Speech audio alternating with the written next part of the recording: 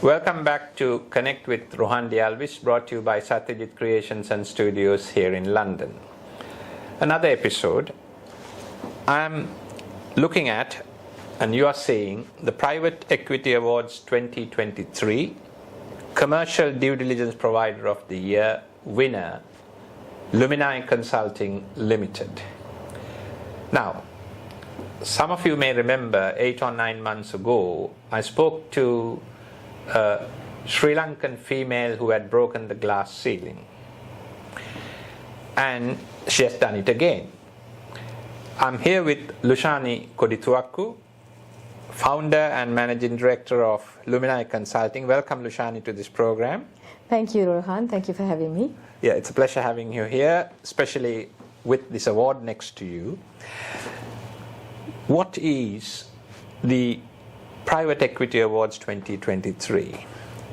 Can you just give me an answer? And I have a lot of questions to ask you on that. Yeah. Okay. Private Equity Awards, you could probably say it's like the Oscars of the private equity world. And this particular awards was across Europe. And so it takes into account all the players in the private equity world. So the lenders, the deals, the investors, the private equity houses, and the advisors like us. So it's like you as company and yourself. So it's across the board in the financial sector, basically. Absolutely. Financial services and everything so to do with M&A, investment. Mergers and acquisitions and investments. Investments, right. Absolutely. So what was the process like to be recognized and awarded this highest accolade that you have received? Tell us a little bit about that as well. So it's quite a process.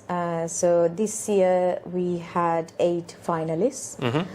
So we were up against some very credible companies in the private equity world, providers like ourselves, commercial DD advisors. So they can range from the big 4 to the boutique consultancies who provide commercial due diligence. Sorry, when you say the big 4, they have thousands of employees. Yes, absolutely. So I think I can definitely say we were the smallest company in the finalist list. And, yet one, yes. Getting to the finalists, the list itself is an achievement, let alone becoming the winner. Absolutely. I mean, and getting into the finalist list is a big accolade for us, for a small company like ours. So we are only 6 years old. So yes, I mean, to get into that list within the last being in the industry for the last 6 years is a big accolade in itself, yes. So a company which is only 6 years old, however, under your stewardship, leadership, you were able to get a team together, work, consistency of, I guess, quality and output and all of that.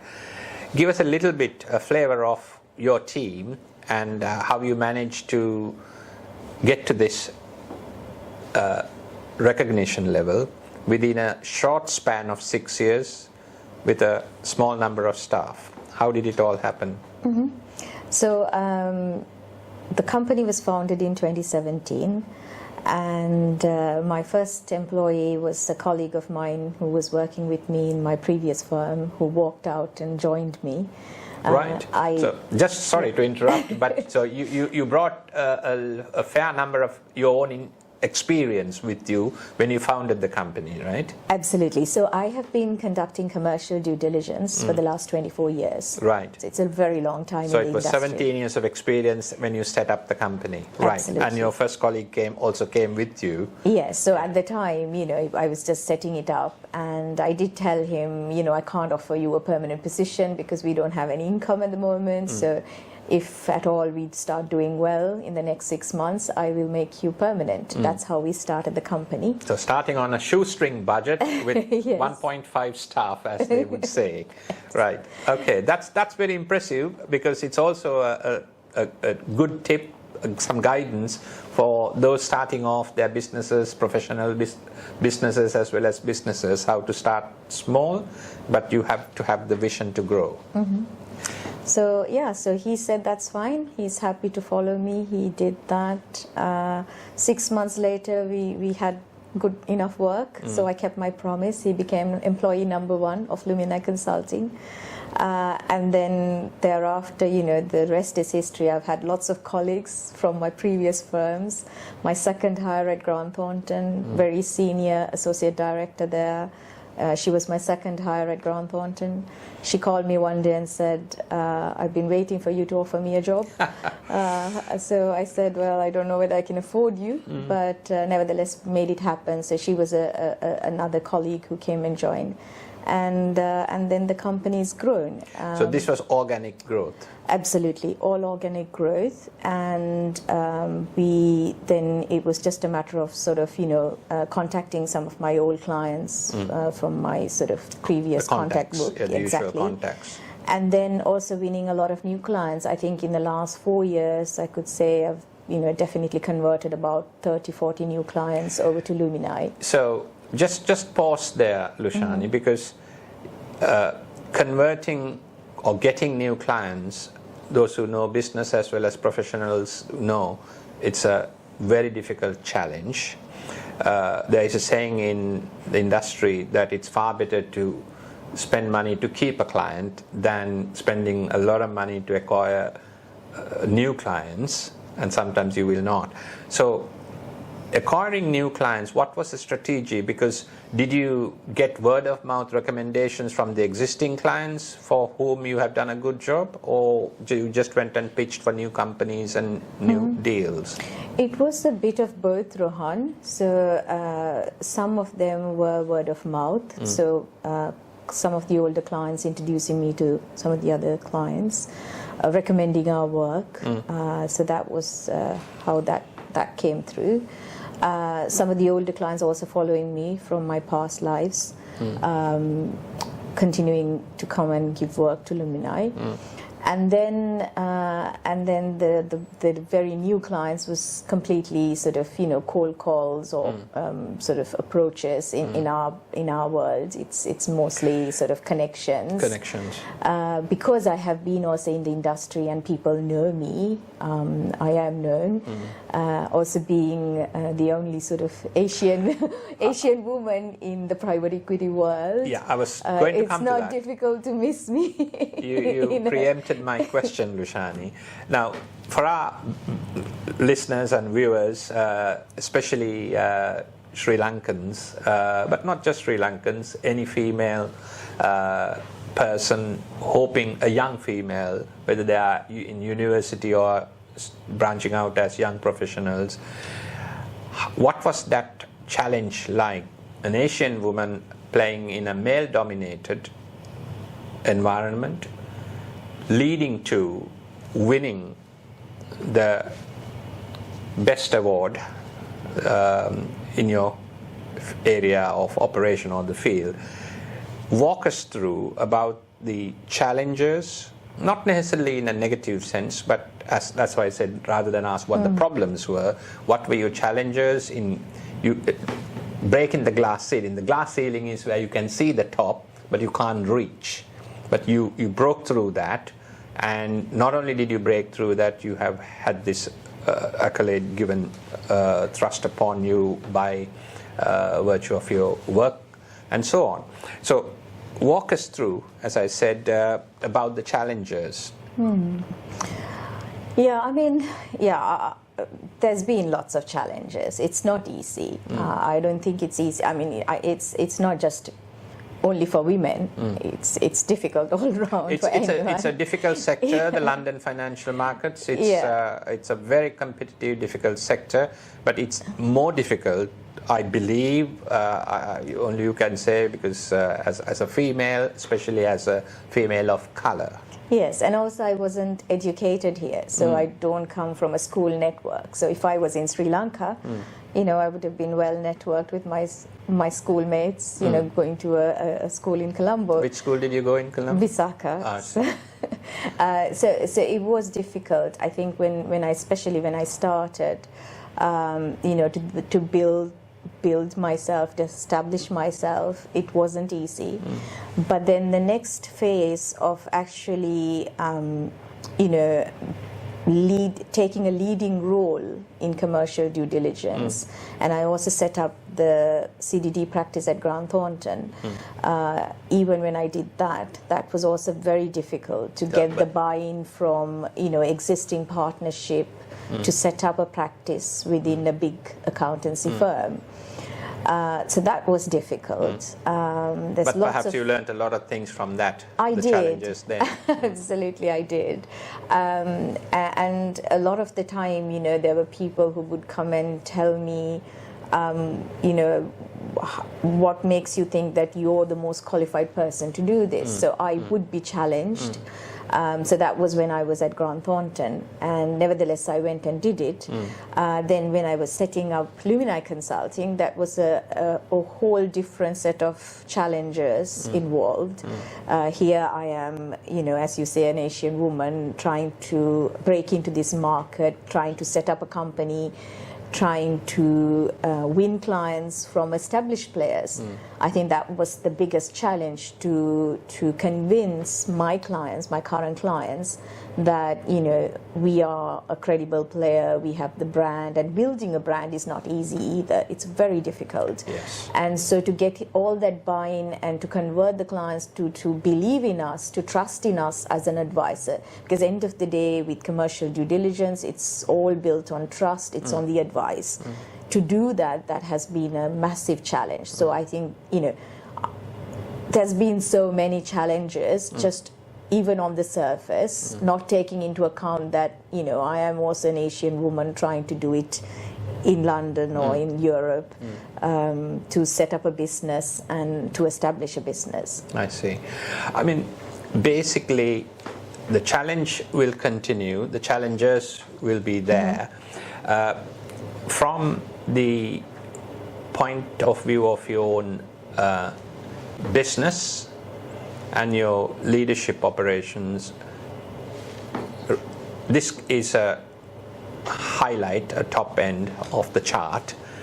Now the momentum has to be taken up further. So tell us where you will be taking your company and yourself from where you are now.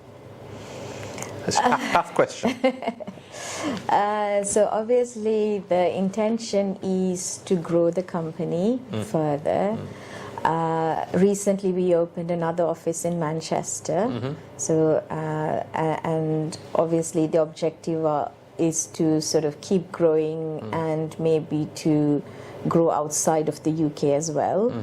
And to grow the team, to grow the client base, but still maintain the quality delivery and the collaboration. The Luminii has been built very much on collaboration, really enjoying what we do and working together to give something good back. Yeah, now that's an important point. I just want to interrupt you and ask you to expand rather, the team. How do you maintain that momentum as one team or perhaps one family? How do you do that?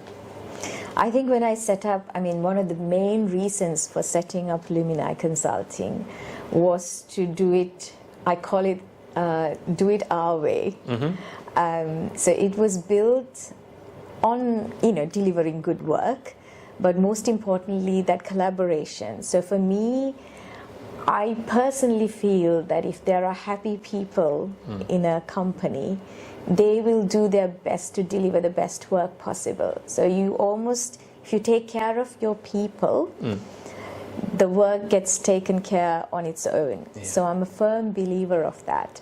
So even now, I can say, sometimes I have a bit of a laugh about it. My team sometimes has more motivation than I have to deliver great work. Because you've energized themselves. Yes. Yeah. And a lot of the times I feel sometimes, they own the company because, they're so passionate and they're very keen to see it succeed. But that's because we have a very flat structure. Most of the time they boss me and tell me what I should be doing, and I listen to them. So I think when you have a team that's very high on sort of working together as one to achieve the goals, that is definitely a recipe for success.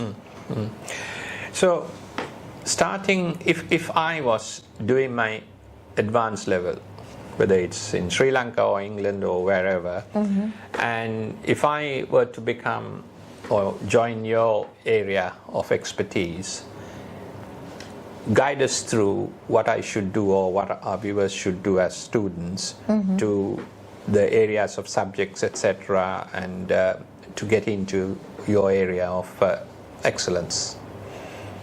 So, or what was the path that you followed? But that's not necessarily prescriptive, but there will be, yeah, it is not prescriptive. So I did a degree in economics, and then I went on to do a master's in management. But to get into consulting, you can do any degree. So where did you do economics? So I was at Buckingham, then at Cambridge, and then at London University. I see. But So Visakha to Buckingham, Buckingham to Cambridge, and Cambridge to London. Right. Yes. Okay. And then, so you don't have to sort of do a business-related degree to get into consulting. So we have lots of people who have business or maths or science backgrounds. But this commercial due diligence is a part of the overarching strategy consulting banner. So we are all strategy consultants or management consultants by training. And commercial due diligence is one element of it. If I'm to explain what commercial due diligence is, so commercial due diligence is when private equity or a bank or a corporate, when they're looking to invest in a business, they need to assess the commercial viability of a business. So, for example, let's take a company is looking to invest in a pen manufacturing company. They need to know where that market, the demand for that pen is, where the markets are going, what the competitors are doing, what are the competitive products, what are the customers saying about that particular product. Are the customers happy? Are they likely to continue using that product or service? And also whether the business model is appropriate, so that there are channels to market, the go-to-market strategy, whether that is correct and appropriate. Lushani, as a person of Asian origin, Sri Lankan, of color, playing in a male-dominated market, especially in London, on a European scale, the glass ceiling, these are all buzzwords, cliches, but they're actually real. Many people go see the glass ceiling, they go up to the glass ceiling and stop. But you went, either you broke the glass ceiling or you went through it. Walk us through about the challenges in going through this psychological barrier that is there in all human beings, including you. I think you said the word, Rohan. It is a psychological barrier. That's how I've always seen it. So as I said before, I mean, many challenges. I don't think it's not just only for women, it's for both men and women. That's how I see it. But yes, particularly if you're a woman, Asian woman in a completely male-dominated environment, there are many more challenges. I mean, I've had people who have, said, "Oh, you can't break into the old boys club," but whoever has said that, and you ask this question, like, how did I break it? How did I go through? I think, and then you mentioned the psychological barrier, because I think that's spot on. That is it. I have never seen it as a glass ceiling in that sense. So whenever I have come across a challenge and someone said, you can't do this, or it's not possible. One thing is, I must say, there's two aspects to it. I've never gone in search of success. I must mention this. I have generally I just take a day at a time. I always think, how can I be a better person today? That's what I've always, that's my ethos. That's my ethos of life. How can I be a better person today? How can I do something a bit better today? How can I give back something a bit better today to the rest of the world? So even, I mean, this is to my clients and to my team. So how can I be a better manager? How can I be a better advisor? And that's been sort of what I have been doing on a daily basis. And that's definitely sort of, that's how I have sort of approach this glass ceiling. Yeah. So you disregard the negative aspects and concentrate on the positive, and then you move forward. Absolutely. And then you don't even see the ceiling. Exactly. I think a lot of the time it's all in our mind. Not a lot of the time, all of the time. It is just in our mind. We think that there is a glass ceiling because that's something that, it's a barrier that we create in our mind. And if we don't create that barrier, there is no barrier. And another thing in this, particularly in this modern world, I see a lot of young people, they want to achieve success. Their whole goal is to have like a particular thing that they want to achieve. Don't get me wrong, Rohan, I have been one of those people like 15 years ago. You know, I have a very good example during my KPMG days. I was so hell-bent on getting a promotion, and I actually didn't get that promotion because I was just only working towards getting a promotion. At that point, I changed, you know, something fundamental changed in me. The next opportunity that I got, I worked hard, I wanted to give something good, I wanted to make a difference, I wanted to make sure that I did my job well. Once you do that, once you have that sort of a psychology in your mind, that's when it all falls into place. And very quickly I started progressing in my career. So that's been sort of, that was a great learning curve for me. So the same thing I have applied here. So we talked about the award. You know, I have never worked to win an award. My team, I've never told my team to work to win an award. So we were never chasing success, we were never chasing awards.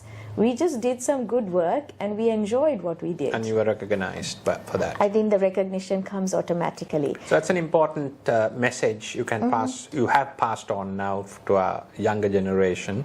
So yes, you could be results oriented, success orientated, but if you just do that, there will be burnout. But if you do your job properly, quality output and consistency, then success will come. Comes automatically. Comes automatically. I was going to say comes after you or whatever. Yeah, absolutely. So I think that's an important thing. So concentrate on the job, doing it right, get the job done 100%. Success will follow. I think that's important.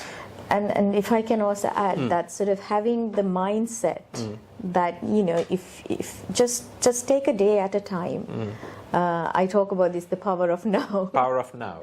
And enjoy what you're doing and just do your best.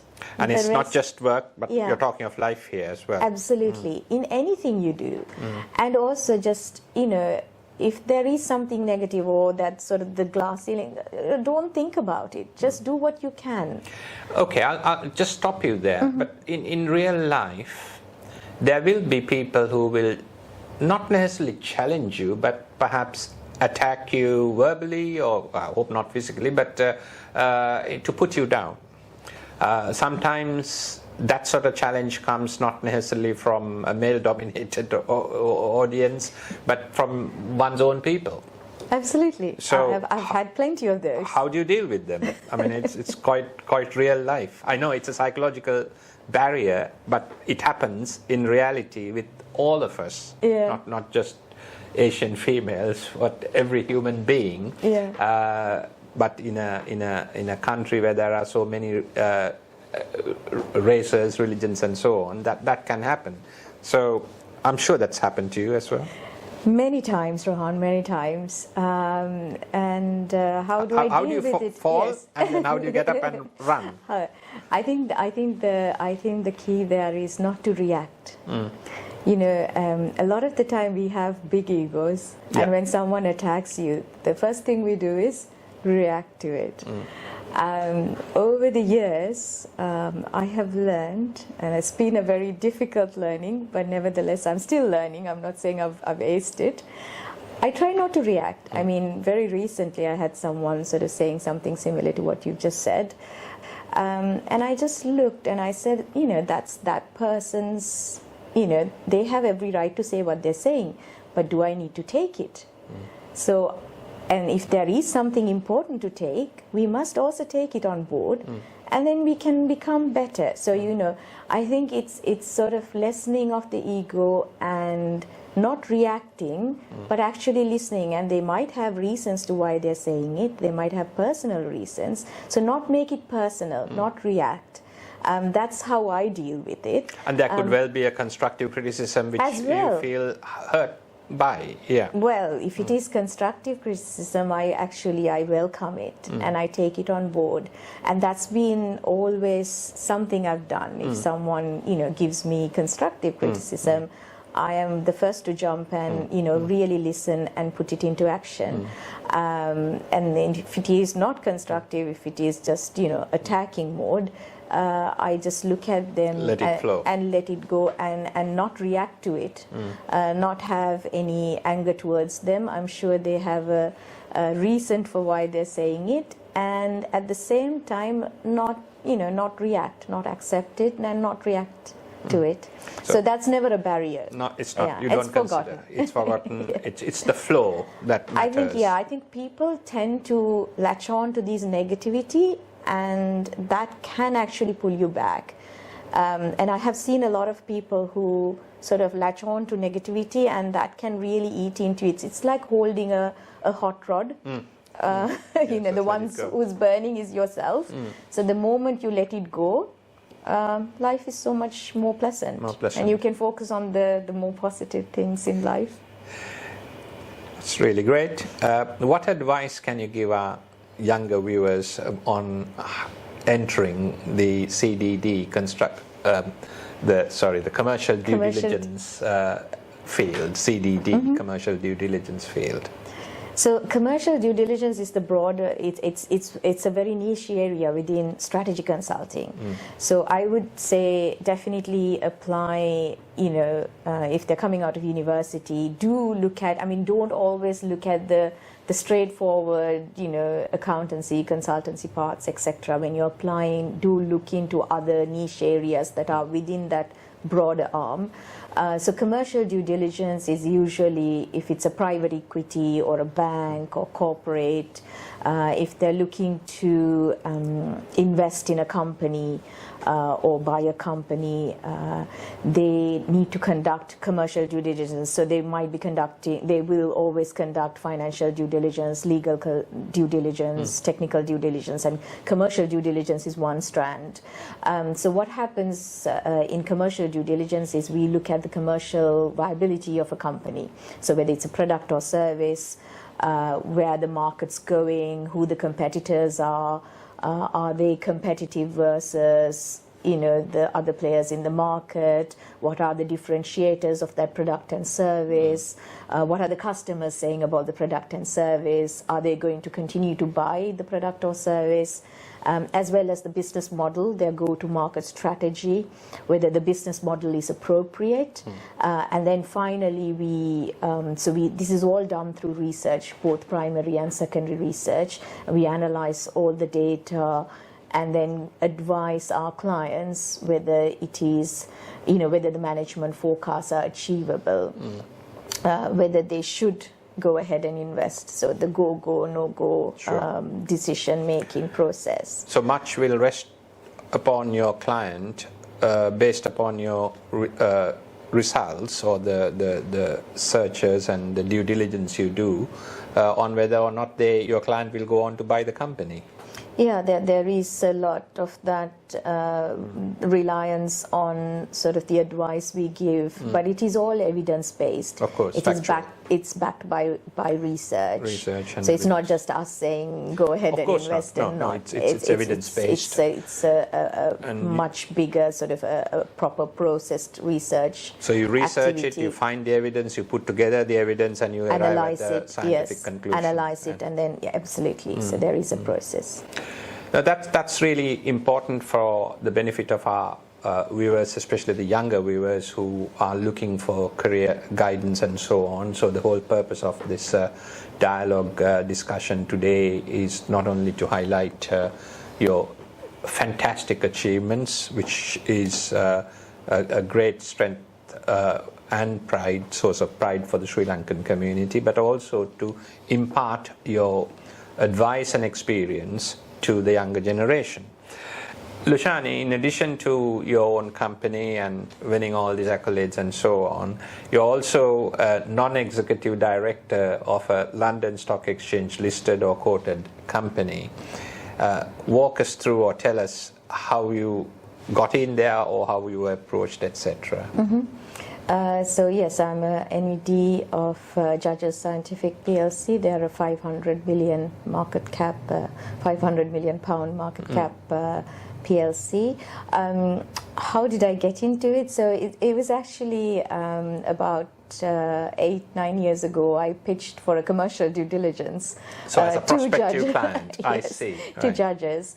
I didn't get the work, but I kept in touch with the CEO. Now that's an important point, a lesson. So you pitched for a piece of work at that company. How many years ago? About 8-9 years ago. 8-9 years ago. You weren't successful. No. You didn't get the business. No, I didn't. However, they kept you in mind. Well, I would say they did keep us in mind, but I also kept in touch. So I think I must mention I do a lot of networking. So I usually do quite a lot of, I keep my connections. I do emails, particularly with potential clients or, lost prospects. So I kept in touch with the CEO. And when I set up Luminii Consulting, I think he started sort of noticing, me going and establishing a company. I had a couple of emails saying, I'm watching your progress and, following the progress. And so we kept in touch. So this was a board director? Or? This is the CEO of Judges. Judges PLC. And so we kept in touch. I obviously thought, one day he called me and said, I'd like to meet over lunch to discuss something. And I thought, he wants to maybe give us an opportunity to pitch for a commercial due diligence. Instead, he said that they are looking for someone to come and join the board.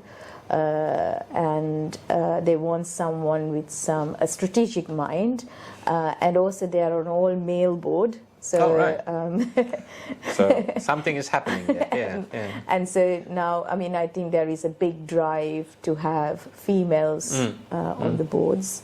So that was a part of their strategy, and they felt that they could get both those aspects, as both a strategic expertise as well as a female on the board. So I joined them. So he offered me that position. It was, again, a new challenge in a very positive way. Yeah. Because this is something I haven't done before. So that was, I saw it as a challenge in many ways, but in a positive challenge. Positive challenge and a positive approach into a new area, which was outside your area of expertise, comfort zone. Right. So how did you sort of pick up the work, so to speak, to understand the new area of work? Was there any in-house training there or visiting various places and so on? Yeah, the board is wonderful. There's a lot of support. Initially, there was a lot of support given. I did have calls with all the managing directors. This was during the COVID time as well, so I couldn't have picked out a worse time to join, and to go out of my comfort zone. But then that's me. I like to take on these challenges and see what evolves. And so it was a really testing time as well. But nevertheless, I set up calls with all the managing directors to get to know and learn about the businesses. I started to read the board packs, which are like about 200 pages long. It was a big, massive learning curve. So it spent a lot of time, put a lot of effort. Nothing has come easy, Rohan. There's been a lot. If I can give anything to your viewers, especially to the young, nothing comes very easily. You have to put a lot of effort, but that effort, do it, put the effort, enjoy what you're doing, and that effort, you have to put it sort of knowing that whatever you put is going to benefit others. That's something I would like to share. That's really important. Smart work by itself is okay, but there is consistency of hard work, output not based on oneself but for the others to benefit, the quality and timeliness. That's another point I want to highlight, the timeliness of the service, to be there, people can rely upon you and so on. Now that's the amount of advice you have given to our viewers has been impressive. You are also keeping in touch with the Sri Lankan community. I know personally you are a member of the Sri Lanka UK Chamber of Commerce here in London, which works for the benefit of Sri Lankan business, promoting Sri Lankan businesses in the United Kingdom, and also seeing opportunities where there will be trade, mutual trade between Sri Lanka and the UK and Sri Lanka.